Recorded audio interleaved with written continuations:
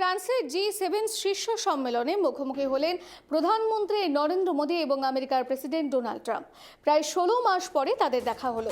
তাদের দুজনের এবার করমর্দন এবং সৌজন্য বিনিময়ের ছবি দেখা গেল মঙ্গলবার। সূত্রের খবর, শীর্ষ সম্মেলনের ফাঁকে দুই রাষ্ট্রনেতার মধ্যে দ্বিপাক্ষিক পার্শ্ব বৈঠক হতে পারে। বিদেশ মন্ত্রক সূত্রের খবর যে মোদী ট্রাম্প পার্শ্ব এই বৈঠকেই বাণিজ্য চুক্তি, কৌশলগত সহযোগিতা, প্রতিরক্ষা, প্রযুক্তি এবং ইরান এবং ইউক্রেন যুদ্ধ সহ বিভিন্ন আন্তর্জাতিক বিষয় নিয়ে আলোচনা হতে পারে। এবার G7 সম্মেলনে 16 মাস পর দেখা হলো আমেরিকার প্রেসিডেন্ট ডোনাল্ড ট্রাম্প এবং ভারতের প্রধানমন্ত্রী নরেন্দ্র মোদীর। এনার্জি পার্টনারশিপ, মধ্যপ্রাচ্য নিয়ে আলোচনার সম্ভাবনা রয়েছে। G7 সম্মেলনে 16 মাস পর মুখোমুখি মোদী ট্রাম্প। আগামীতে আন্তর্জাতিক ক্ষেত্রে ঠিক কি বার্তা উঠে আসছে সেদিকে আমাদের নজর থাকবে। G7 সম্মেলনে 16 মাস পর দেখা দেখি হলো মোদী এবং ট্রাম্পের। ফ্রান্সের G7 শীর্ষ সম্মেলনে মুখোমুখি হলেন প্রধানমন্ত্রী নরেন্দ্র মোদী এবং আমেরিকার প্রেসিডেন্ট ডোনাল্ড ট্রাম্প। প্রায় 16 মাস পরে তাদের দেখা হলো। তাদের দুজনের করমর্দন এবং সৌজন্য বিনিময়ের ছবি দেখা গেল মঙ্গলবার।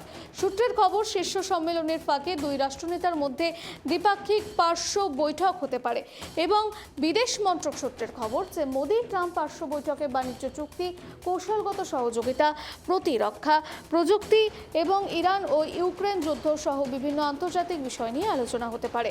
এনার্জি পার্টনারশিপ, মধ্যপ্রাচ্য নিয়ে আলোচনার সম্ভাবনা। এই নিয়ে জানবো বিস্তারিত। এই মুহূর্তে আমাদের সঙ্গে টেলিফোন লাইনে রয়েছেন আমার সহকর্মী সত্যজিৎ।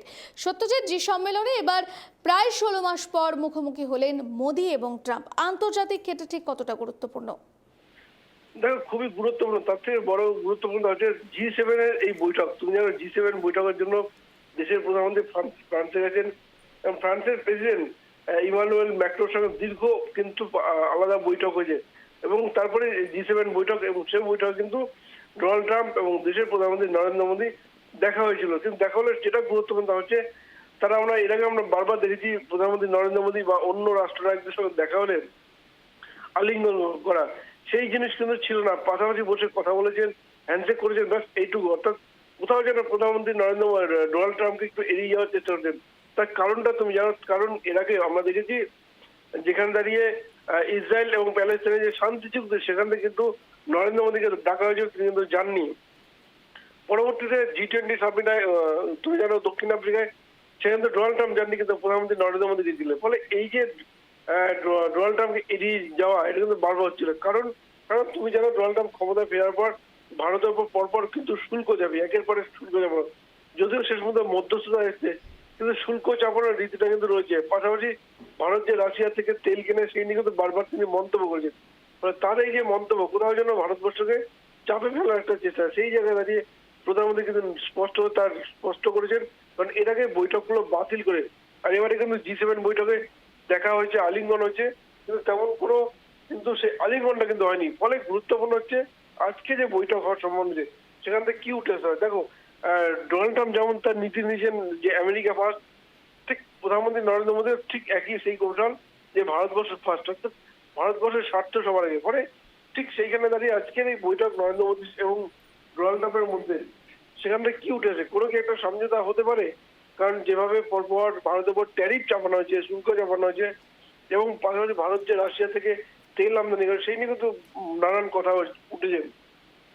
এবং গুরুত্বপূর্ণ যে ইরান এবং আমেরিকার মধ্যে যে শান্তি চুক্তি হয়েছে, সেইখান থেকে বড় ফ্যাক্টর যে তুমি জানো যে হরমুজ প্রণালী, সেই হরমুজ প্রণালী কি খুলে যাবে? কারণ হরমুজ প্রণালী যদি অবাধ হয়, তাহলে কিন্তু সেখান থেকে ভারতের এলপিজি গ্যাস খুব সহজে আনা সম্ভব। কিন্তু একটা ভারতবর্ষের কিন্তু বিরাট সংকট হয়েছে। ফলে আজকের এই বৈঠকটা, যেখানে ইরান এবং আমেরিকার মধ্যে শান্তি চুক্তি, সেই চুক্তির পর ভারত এবং নরেন্দ্র মোদী এবং ডোনাল্ড ট্রাম্পের মধ্যে ভারতের স্বার্থ বা দুদেশের স্বার্থ, সেটা থেকে বেরিয়ে এসে কোনো একটা সমঝোতা হয় কিনা, সেটা এখন দেখার। ধন্যবাদ সত্যজিৎ।